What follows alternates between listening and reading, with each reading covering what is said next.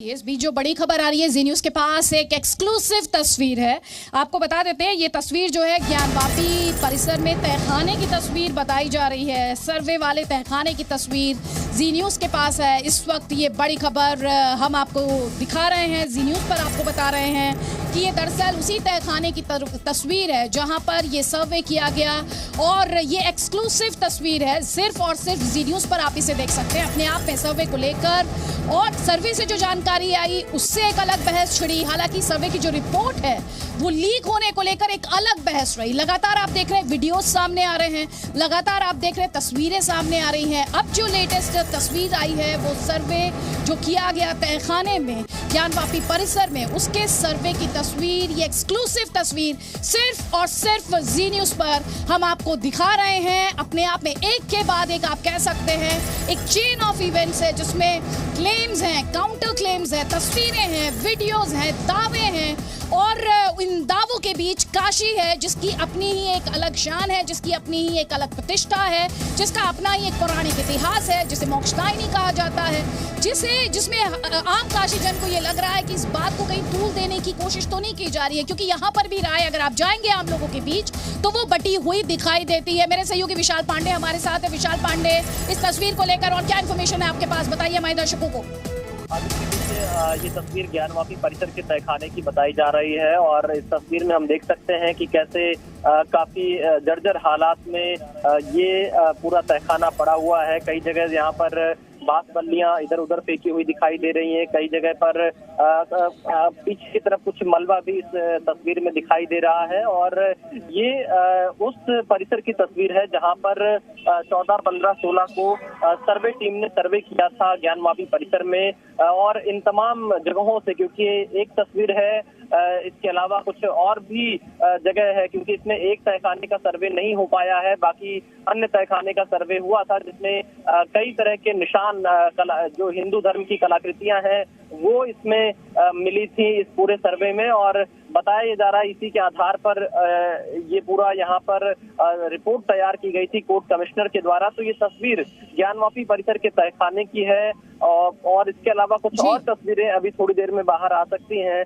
क्योंकि जो पूरा परिसर है इसमें कई तहखाने बने हुए हैं। नंदी की तरफ से एक अलग तहखाना है, उसके अंदर जाकर कुछ और तहखाने। सुप्रीम कोर्ट ने भी जो सर्वे रिपोर्ट थी उसके लीक होने को लेकर चिंता जाहिर की थी। हम लगातार देख रहे हैं वीडियोस का सिलसिला, तस्वीरों का सिलसिला लगातार जारी है। कोर्ट के लिहाज से जाहिर तौर पर कोर्ट बहुत ज्यादा खुश नहीं होंगे इस तरह के लीक से।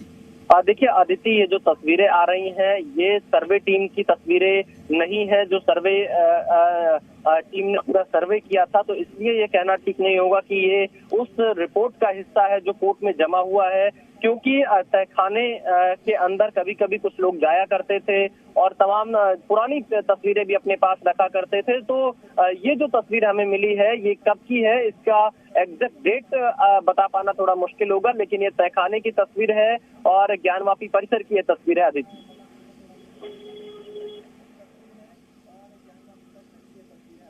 जी, तो ये बड़ी खबर जी न्यूज़ पर हम आपको दिखा रहे हैं तहखाने की, ज्ञानवापी परिसर में तहखाने की ये एक्सक्लूसिव तस्वीर जी न्यूज़ लगातार आप तक पहुंचा रहा है। साथ ही मेरे सहयोगी इस तस्वीर में जो डिटेल्स हैं, जो इन्फॉर्मेशन है वो भी आपके साथ लगातार शेयर कर रहे हैं। अतीक अंसारी सीनियर जर्नलिस्ट हैं। अतीक अंसारी, जो बहस अभी हम थोड़ी देर पहले साध्वी गीताम्बरा और साथ ही सरफराज अहमद के बीच में देख पा रहे थे, कुछ ऐसी डिबेट हमने पूरे देश में देखी है। इस वक्त समाधान की बात कोई क्यों नहीं कर रहा? देखिए, समाधान की बात करने के लिए बड़े खुले मन मिजाज का होना ज़रूरी है और मेरा अपना ये मानना है कि अगर हम चाहते हैं कि भाईचारा शांति सब बनी रहे तो इस मसले के निस्तारण का कोई एक आधार तय हो जाए। ये मसला आस्था की बुनियाद पे तय होगा, इतिहास की बुनियाद पे तय होगा या अदालत में जाके तय होगा। जहाँ तक आस्था और इतिहास की बात है, बहुत मुश्किल है किसी चीज़ का तय हो पाना। हाँ, आपकी आस्था कुछ रहेगी, दूसरे की आस्था कुछ रहेगी, नहीं हो पाएगा तय।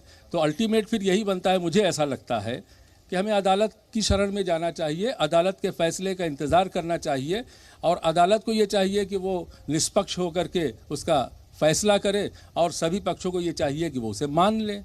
और पहले से ही अगर हमें कोई माइंडसेट बना लें, कोई नैरेटिव गढ़ें, तो ये बड़ा दुखद है। जैसे अभी आपने जिक्र किया सर्वे रिपोर्ट का। मेरे बाबा को आप कैद करके और हमारी भावनाओं से आप खेल रहे हैं। देखिए ये बात आप बोल, देखिए एक मिनट, आप अभी बोले हैं कि इस तरह से हमें नहीं करना चाहिए, लेकिन रह गई बात यह कि जब हमने देखा कि आपने हमारे ही मंदिर में हमारे ही बाबा के ऊपर वजू किए और उसके बाद हम बर्दाश्त कर ले?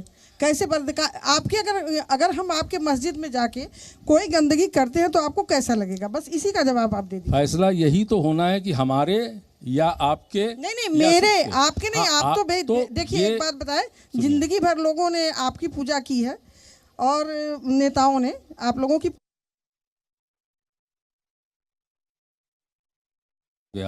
सीधे आप ये बस कहिए कि मंदिर मेरा है। अगर हमारी पूजा हुई होती तो आज हम इस देश में सच्चर कमेटी की रिपोर्ट के मुताबिक दलितों से बदतर ना होते।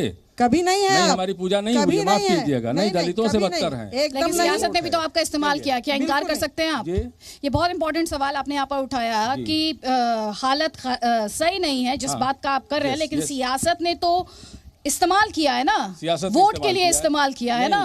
बहन जी ने जब कहा कि आपकी पूजा हुई, तो अगर हमारी पूजा हुई होती, इस्तेमाल हुआ चाहे पूजा हुआ, आपका हुआ ना। अब हम इस विषय पे आ जाएं जो मूल विषय है, मंदिर या मस्जिद। सुनिए, लेकिन फिर आप उनसे क्या कहेंगे जो मुसलमानों के रहनुमा बनने की अब कोशिश कर रहे हैं? देखिए, अब कौन कोशिश कर रहा है, कौन वाकई में रहनुमा है, कौन किसको रहनुमा मानता है और कौन किसको रहनुमा नहीं मानता, ये अलग अलग सवाल हैं।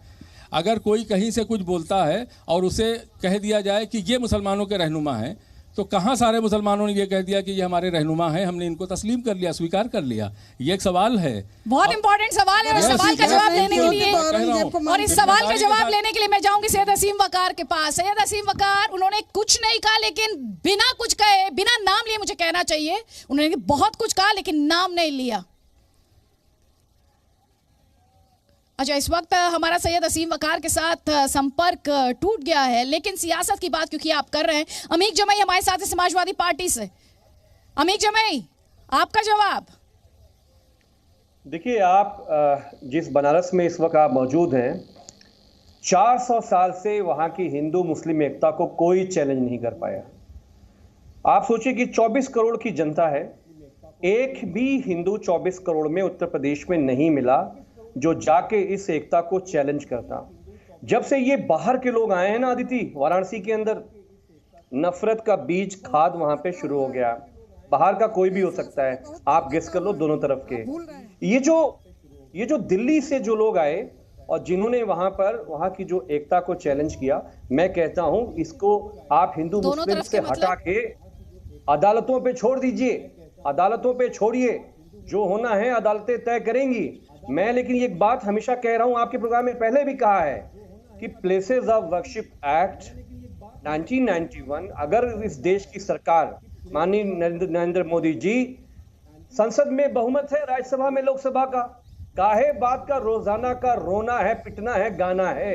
आप खत्म कर दो इस प्लेसेस ऑफ वर्शिप एक्ट को। इस देश में जितनी भी जैन मंदिरें हैं, जैन समुदाय को वापस कर दीजिए। जितने का क्लेम है आप ले जाओ, हमारी जितनी मस्जिदें ले जाना चाहते हो। नहीं, अभी हम क्योंकि ज्ञानवापी की बात कर रहे हैं। Presenting B News app available on Google Play and App Store. Download it now.